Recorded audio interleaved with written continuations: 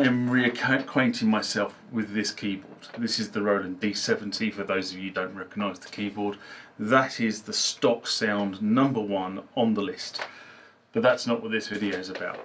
So, welcome to this week's rant entitled To Drive or Not to Drive? And that is the question. Why am I asking this question? Well, next week, not this week, but next week, as in Tuesday the 23rd of March, the UK will have been in lockdown for exactly 1 year. That's official lockdown, that's Boris lockdown. But for me it's actually been a lot longer. I work for a company, or I'm contracted to a company. I don't actually work, I'm not an employee. But I'm contracted to a company, and that company pretty much sent all its employees home, and contractors and contingent staff and whatever else you want to call us, in February, on the premise that if you don't have to come to an office, just don't. And that's pretty much how we've been living for over a year. So you quite often see me sitting at my desk recording these, which is just there. That's my sort of wooden 4 foot off the ground desk that I sit at, and I've been sitting at that desk working for the company for the last year. And apart from going a few miles up the coast that way and a few miles up the coast that way, actually it's probably more like that and that way, but apart from going up the coast a few miles either way, I pretty much haven't been anywhere for the last year. And if you follow me on Facebook and if you follow me on Instagram, you would have seen the posts of me walking on the beach at various locations on the south coast, because that's obviously where I live within the UK.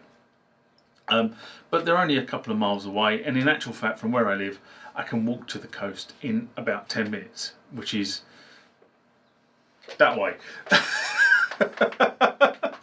Trying to work that out off the top of my head. But that's where I've been sitting. I've been sitting here for the last year.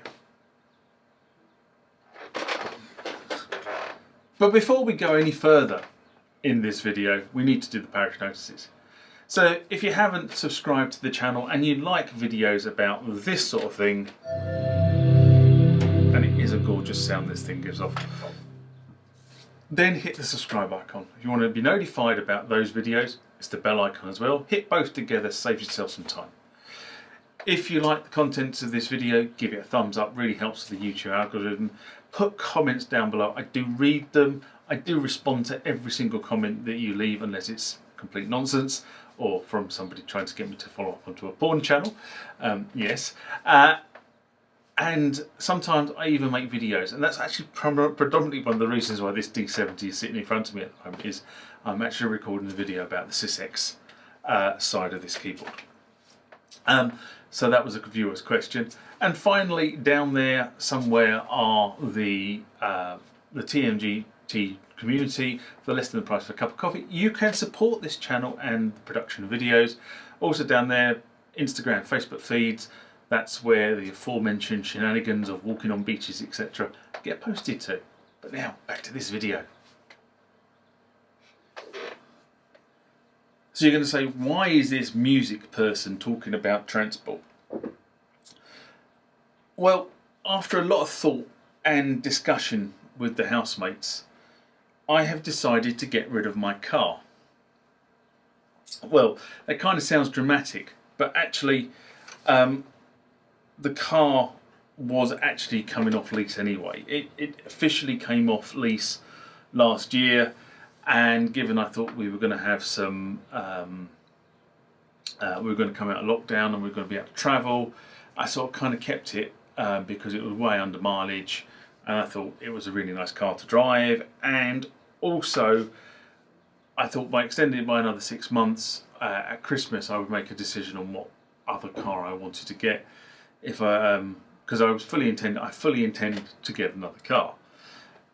But at the moment I haven't. And why did I think about Christmas? Well, I thought about Christmas because I thought there was a number of manufacturers releasing electric vehicles, and electric vehicles have come on a long way in the last few years, and I kind of thought, well, maybe what I should be thinking about at this point in time is an EV,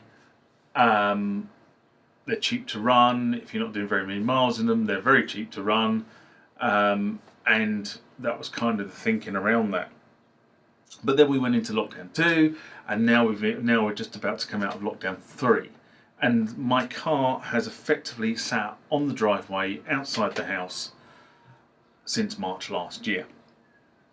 In fact, discussing the main use of this car with the flatmates, we've effectively established that sort of kind of all we've been using the cars for is to go down to the beach for walks, a couple of miles this way and a couple of miles that way, go to the various farm shops in the area to buy food, and go to the supermarket. And that's it. That's all we have used our cars for in the last year. You know, we're not going anywhere. We're not allowed to go anywhere. Boris has put travel bans on to stop us spreading the virus around the country. And to some extent it's kind of worked, but there are still idiots out there that believe that, you know, we should be travelling from one end of the country to the other end of the country to go walking in the Lake District, for argument's sake. I don't think that is the right thing to do, but that's personal. So taking this all into account, continuing to pay leasing costs and insurance costs just seemed a bit bonkers. So I decided now was the time to surrender it. And as the lease was about to come up for the second lot, so you can effectively extend it in blocks of 6 months, I decided that it probably wasn't worth extending it anymore, and I should just let it go. So I did. And that event happened last week, and last week I sat there at the end of the drive and watched the collection driver effectively drive off with my nice shiny car. So, what do? I find myself, for the first time in 30 years, yes, 30 years, that I do not own a car. And it kind of feels kind of liberating in one way, but liberation comes with issues.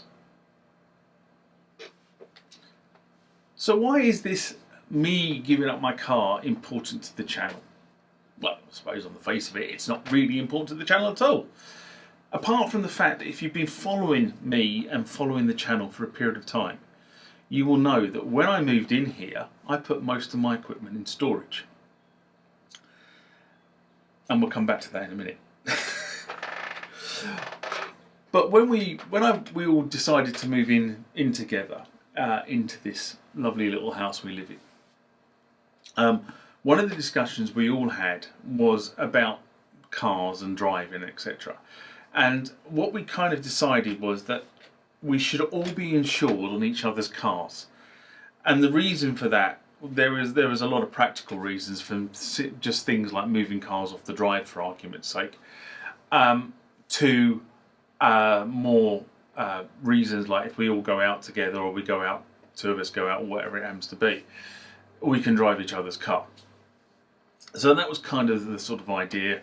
I had a mid-size SUV, and my housemates all drive small cars. Now, my American friends will call them Uber compacts.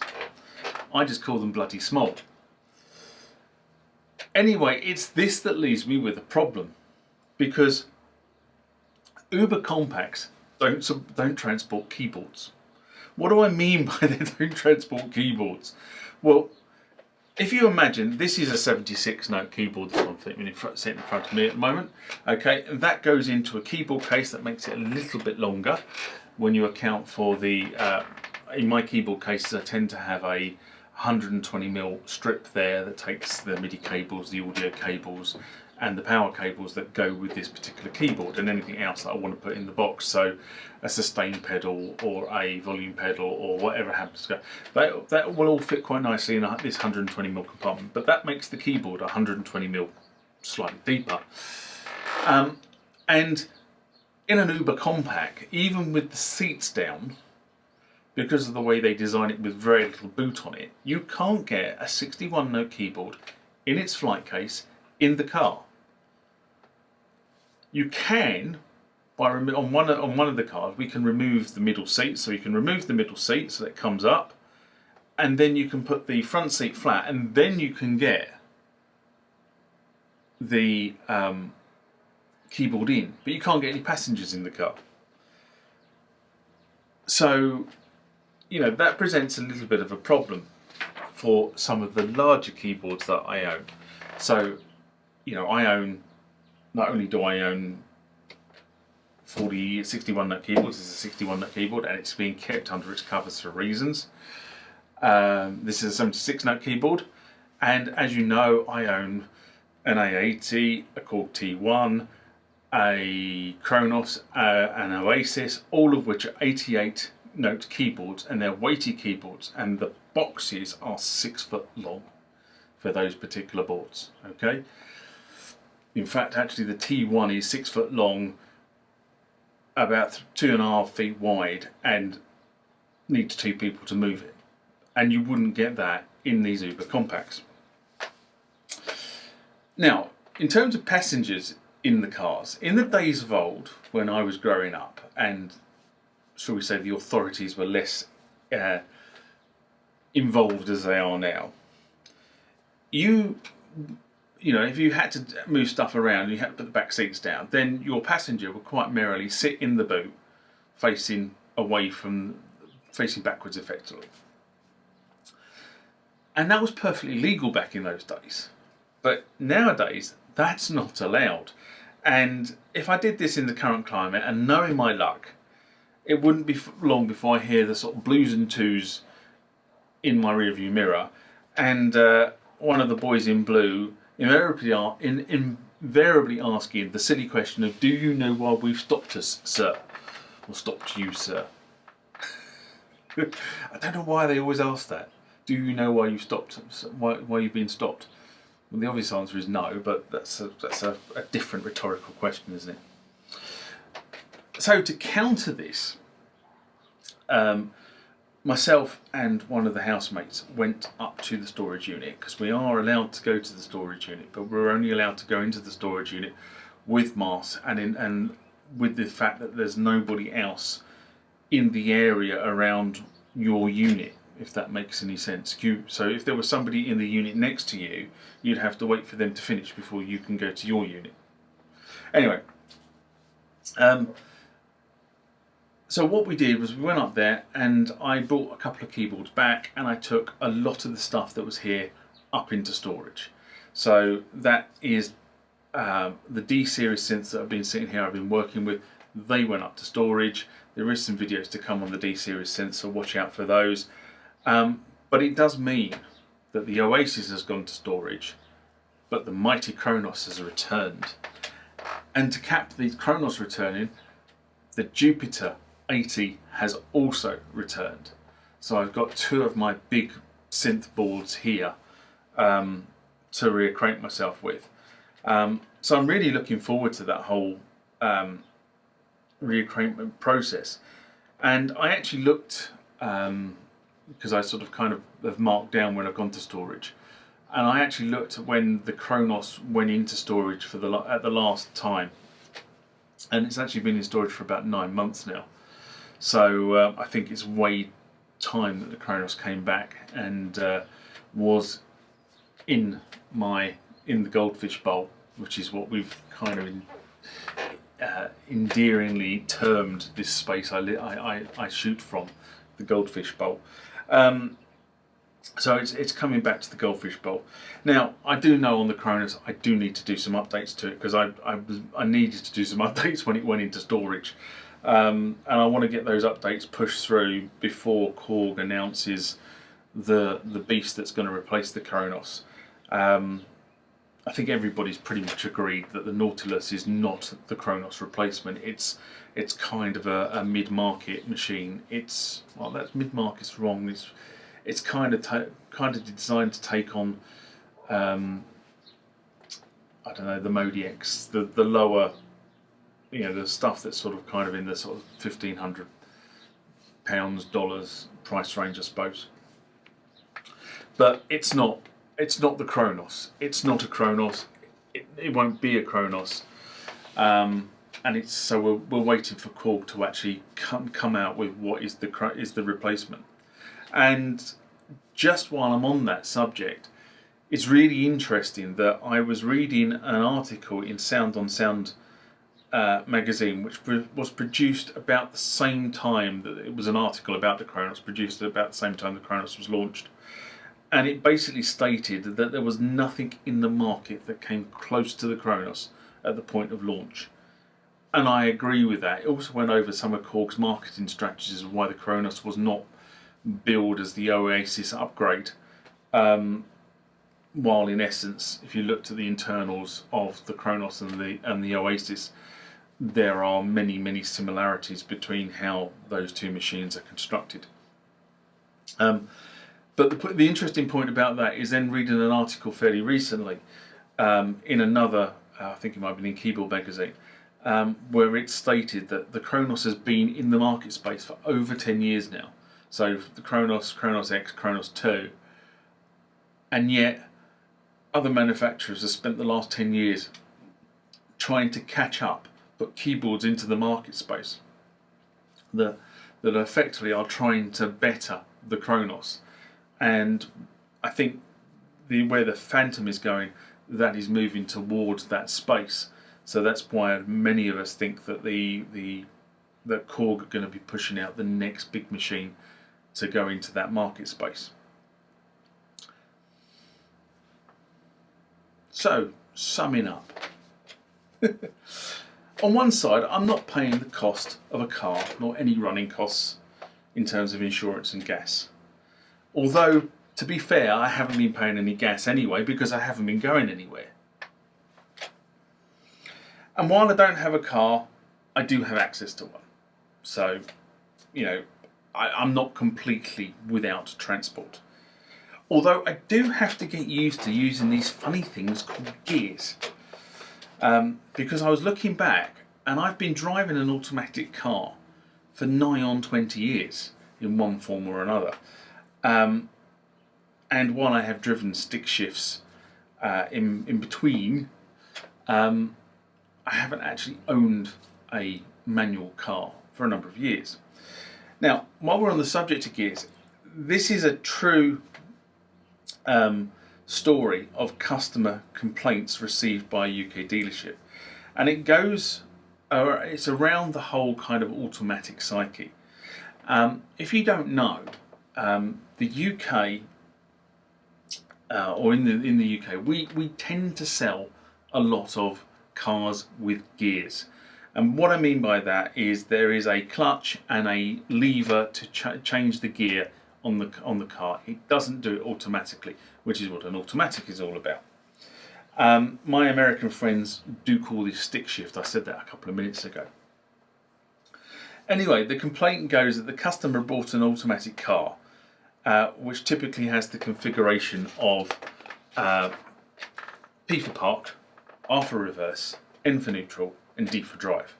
And that's kind of a universal. Everywhere in the world where I've ever driven an automatic car, the automatic gearbox is always numbered in that way, whether it be like in the Jaguar where you had a dial, where you turn the dial one way or the other to put it into gear, or you have a lever on the steering wheel, which is like a lot of American cars where you move it down to what gear you want, what drive or reverse. Or in the UK and a lot of Europe, the automatic cars have some sort of shift, or shifter should I say, which you move to the appropriate place. Anyway, the customer rang the dealership and said they were unable to drive the car at night. This really confused the dealer apparently, and he got one of his engineers to bring this customer back. And after a bit of quizzing, what the engineer found was that the customer would put the car into P when it was parked, which is right, P for park. They would put it into R when they wanted to go backwards, R for reverse. They put it into D for driving during the day, but when they put it into N for night driving, they couldn't. It wouldn't move. I'll leave it at that. Anyway, moving on, again, going back to being without a car. The train station is a 10-minute walk from here. And I can get the train to the office when I need to go to the office. and I could get a travel card. It won't actually cost me very much to go from here to where the office is. So that's fine, but we have been told that when we do return to working in an office, assuming that my contract is extended for a period longer, we won't be going back to the office for full time. It won't be 5 days a week in the office. It's more likely to be 2 days in the office a week. That's kind of what we've been told, assuming I stay with this company, of course. From here, I can get to both Gatwick and Heathrow. Heathrow's a bit of a pain, but I can do it on the train. There is a train that runs from here to Gatwick every 30 minutes. There is a train that runs from here to Woking every 30 minutes. So I can get, Woking, you have to get the coach from Woking, but I can get to Heathrow if I needed to get to Heathrow. So fine, I don't have to, and I don't have to worry about parking at Heathrow or parking at Gatwick, so, all is good. I'm not saying this is going to be a permanent situation, but I think this is really an experiment that's worth trying, because for the next few months, let's see how painful it is not to own a car. And there are options to not owning a car, or not having a car for every person that lives here. One of those options is that if I need a car to do a long journey, I can just go and hire one. I can expense it. If it's for work. If it's not for work, then you're talking not a lot per day to go and hire a car, which I can do. So that's an option. I can use public transport. Probably not as much of an option for distance, but if I'm going to the airports or what have you, it's probably an option. Everywhere else for the last year or so, all the housemates have been pretty much walking to.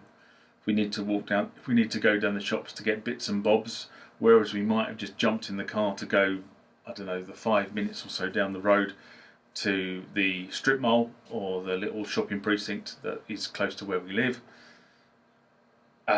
We've been walking it. It takes us, probably 7 or 8 minutes to walk down there by the time you've jumped in the car, parked the car, got out of the car, secured the car, and all that sort of stuff. You're only effectively losing 3 or 4 minutes. And it also adds to the daily exercise, adds to the stat count. So, the question is, of this experiment, is how much do I really need a car? It's kind of the things like going to storage to get equipment, or going somewhere to pick something up, or going on holiday where you need suitcases and stuff, because my housemates' cars really just aren't built for that sort of stuff. Fine for them, not really built for a couple of people going away for something. Anyway, I just thought that was going to be a really interesting experiment, and it does affect the channel because it means I can't freely move equipment around, because as you know, I live with other people. I have to be considerate of other people, and therefore I'm kind of limited in what equipment I can actually have here. So we'll see. And on that note, I'm going to say live long and prosper, and I'll see you next time.